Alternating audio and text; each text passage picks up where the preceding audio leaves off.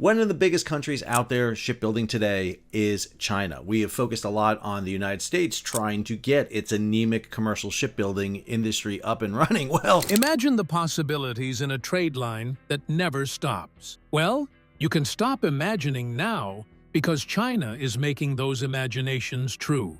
About 4 football fields long, powered by nuclear energy, and capable of operating for decades without refueling, China just unveiled the most groundbreaking vessel on Earth. Able to carry 14,000 shipping containers if built, this vessel could fundamentally change global trade and even shift the balance of economic power. Join us in this video as we unveil the out-of-this-world capabilities China has built into this beast of a ship, powered by thorium. The monstrosity of China's design. To picture its scale, imagine a ship longer than 3 city blocks, hauling enough cargo to fill roughly 7,000 trucks. Now imagine that same ship crossing the Pacific Ocean without stopping for fuel, not for months, but potentially for years at a time. China's State Shipbuilding Corporation has released the ship's full technical details, and the numbers are staggering. The vessel would stretch nearly 400 meters long, longer than the Empire State Building laid on its side. It can carry 14,020 standard containers, weighing about 280 million pounds in total. That's roughly the weight of 2,000 blue whales. What makes all of this possible lies deep inside the hull. A thorium-based molten salt reactor. There's no diesel engine, no enormous fuel tanks, and no exhaust stacks pouring smoke into the air. About 90% of the products people use every day, phones, furniture, food, are transported by cargo ships. But traditional ships burn some of the dirtiest fuel on the planet. A single large vessel can consume around 150 tons of fuel per day, or about 200,000 liters, contributing to nearly 3% of global carbon emissions, more than the entire country of Germany. Fuel alone can account for up to 60% of a shipping company's operating costs. When oil prices rise, the effects ripple through global trade. A nuclear-powered cargo ship that can run for decades without refueling changes everything at once. Energy costs, emissions, and strategic logistics. Unlike nuclear submarines or aircraft carriers, which rely on enriched uranium, this ship uses an entirely different form of nuclear power. The Chinese design is built around thorium, a mildly radioactive metal that's about 3 times more abundant than uranium. Large deposits are found across China, India, and Australia. Thorium itself isn't the fuel. Instead, when it absorbs neutrons, it transforms into uranium-233, the material that actually powers the reactor. This entire process happens inside a molten salt reactor. Rather than packing fuel into solid rods, the uranium is mixed into liquid fluoride salt. That molten salt circulates through the reactor at roughly 700 degrees Celsius, carrying heat through the system. The heat produces steam. The steam spins turbines. The turbines generate electricity. And that electricity drives the ship's massive electric motors. With this kind of power, how large would the reactor be? How can it still float? Keep watching to find out. China's newly discovered game-changing element. Remarkably, the entire reactor module of China's new ship is about the size of a single shipping container, far smaller than the enormous diesel engines used in conventional cargo ships. For decades, civilian nuclear-powered ships remained mostly theoretical, largely because of one problem: uranium. Most countries don't have large uranium reserves and must import it from suppliers like Kazakhstan, Canada, or Australia. Any nation attempting to build a nuclear shipping fleet would become dependent on foreign fuel, an unacceptable strategic risk for major powers. China faced this same issue. It produces only about 3% of the world's uranium and relies heavily on imports from Kazakhstan and Russia. Thorium changes that equation entirely. China is estimated to hold around 280,000 tons of thorium, one of the largest reserves on Earth, enough to power reactors for centuries. 450 discharge.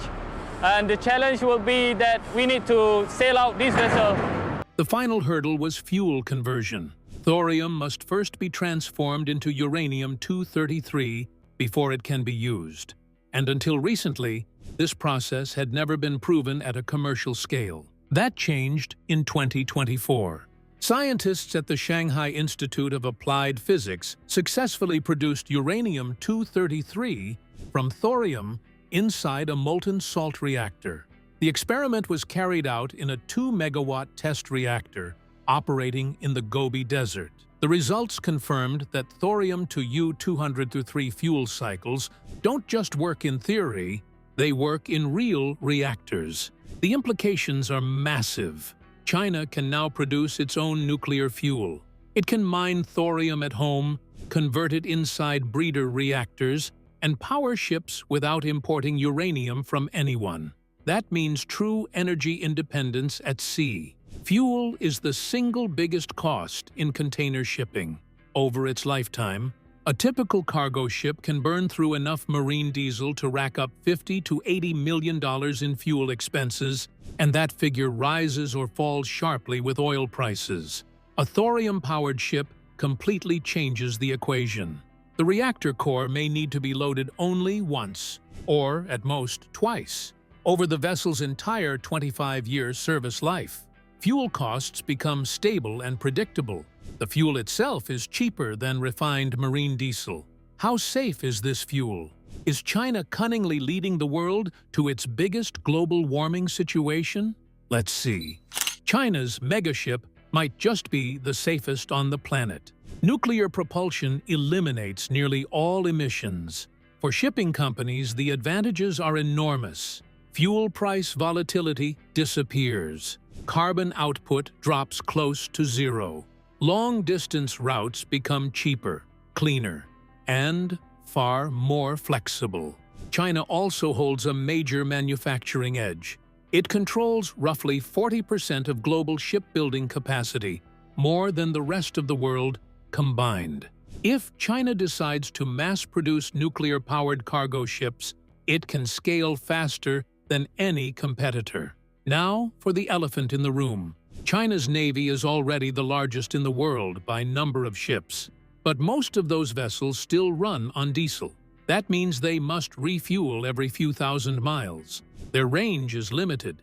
They depend on supply ships, and their ability to project power far from Chinese ports is constrained. Nuclear propulsion changes all of that. The United States has operated nuclear-powered aircraft carriers and submarines for more than 70 years. These ships can run for decades without refueling. They can stay at sea indefinitely. They go wherever they want, whenever they want. China currently has just one nuclear-powered icebreaker under construction.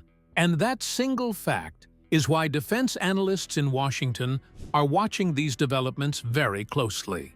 This is where things get even more interesting. Through its Belt and Road Initiative, China has helped build ports in more than 60 countries, places like Pakistan, Sri Lanka, Greece, Djibouti, and Tanzania. Many of these ports were financed by Chinese loans, constructed by Chinese firms, and are increasingly serviced by Chinese ships. Now imagine those ships never needing to refuel.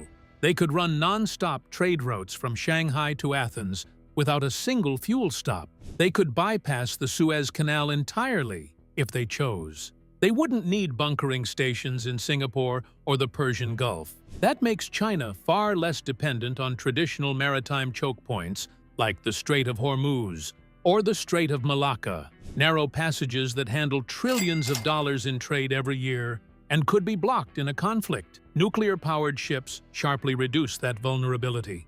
Does this mean that China's ship is protected from sinking? What happens if one of these ships sinks? Keep watching to find out. China's thorium-powered megaship could run forever.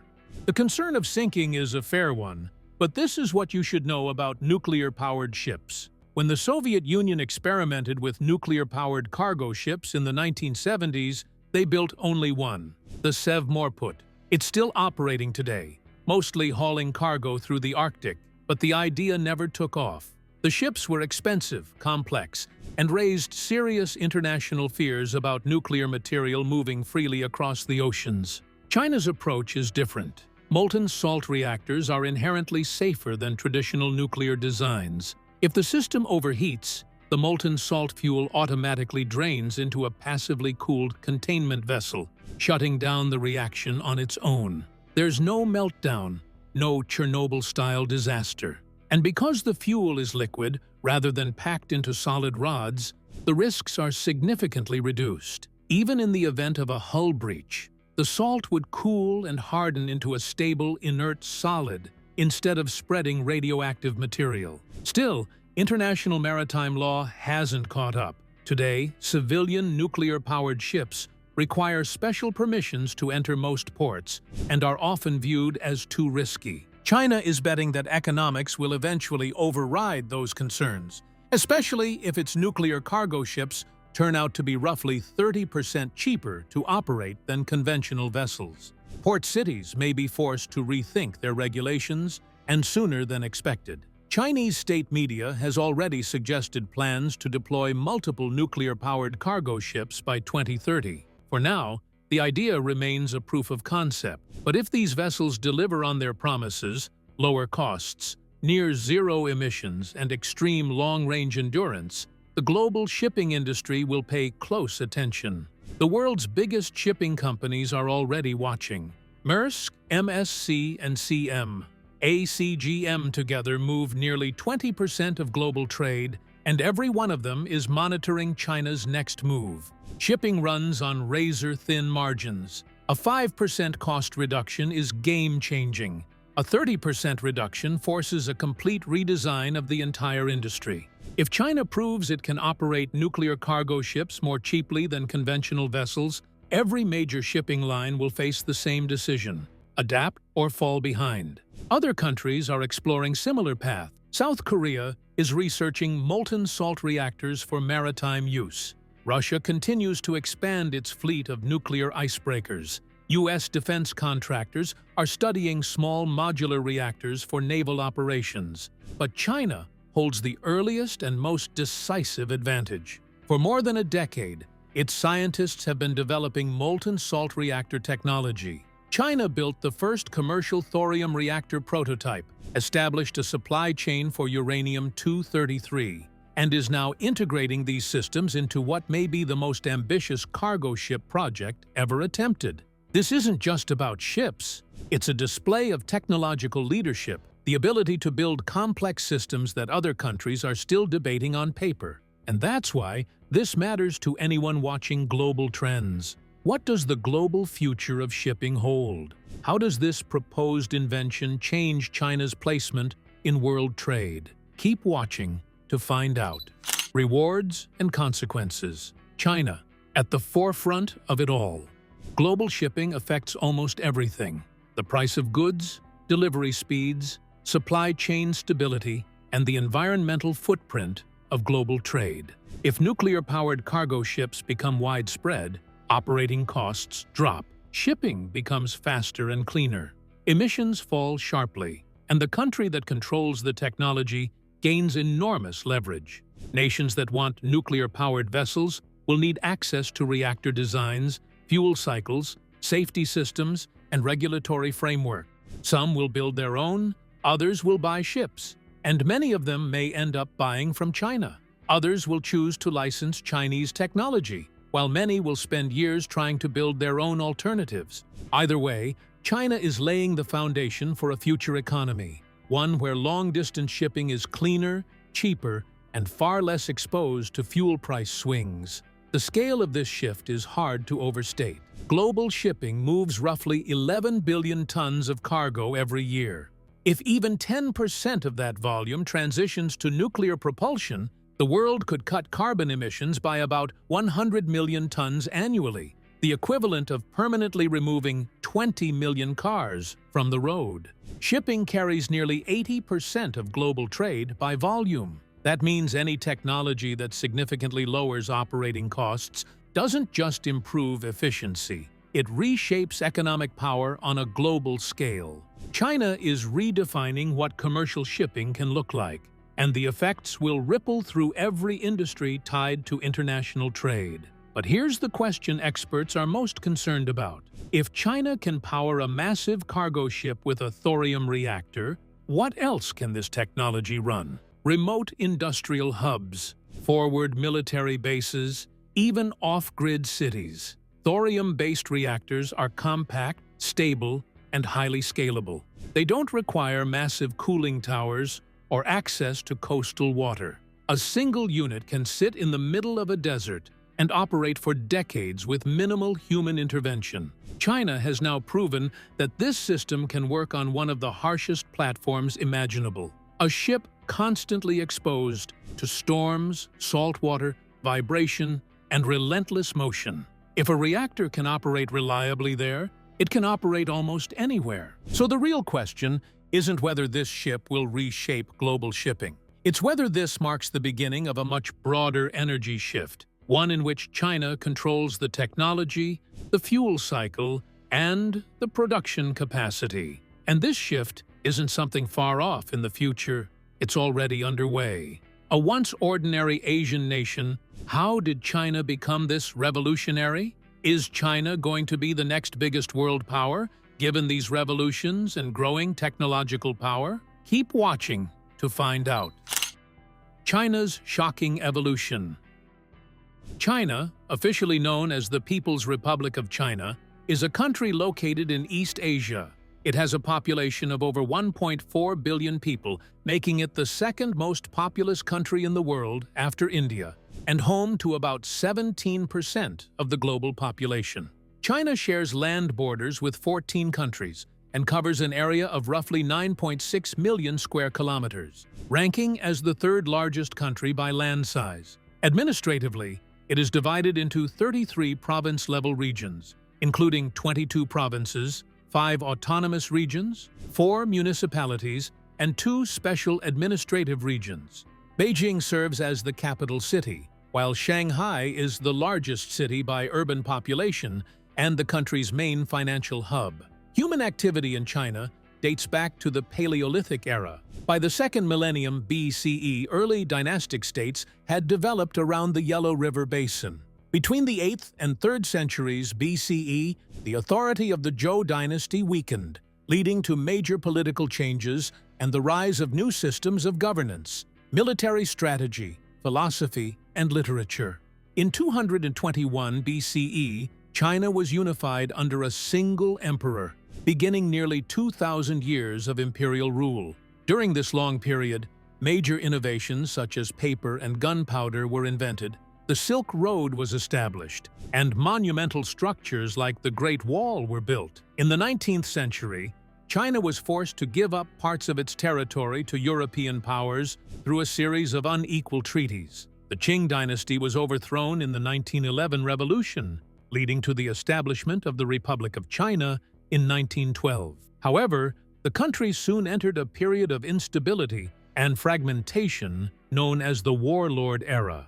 This period ended after the Northern Expedition, led by the Kuomintang, successfully reunified much of the country. The Chinese civil unrest began in 1927, following a violent purge of Chinese Communist Party members by Kuomintang forces. After decades of rapid infrastructure development, China has delivered some of the world's most ambitious and advanced projects. The country operates the largest high-speed rail network on the planet and is home to more super-tall skyscrapers than any other nation. It also hosts the world's largest power plant, the Three Gorges Dam, and runs the most extensive ultra-high-voltage electricity transmission network. In addition, China has built a highly advanced innovation ecosystem and operates a global satellite navigation system with the highest number of satellites in orbit. Is China stopping anytime soon? How vast has China's technological advancement been? Keep watching to find out. China might just be living in the future.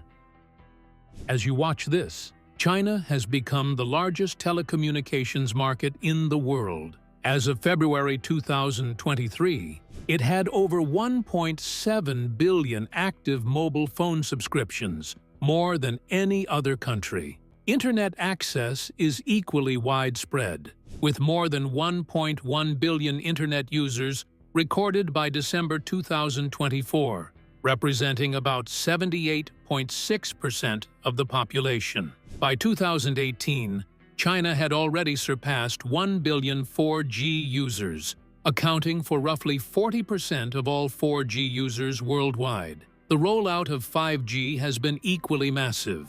By December 2023, China had over 810 million 5G users and more than 3.38 million 5G base stations installed nationwide.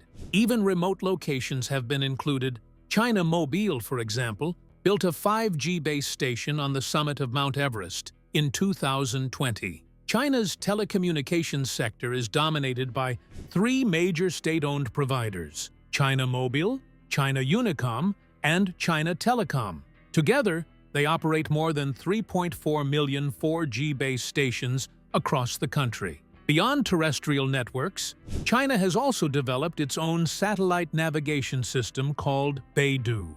The system began providing commercial navigation services across Asia in 2012 and expanded to global coverage by the end of 2018.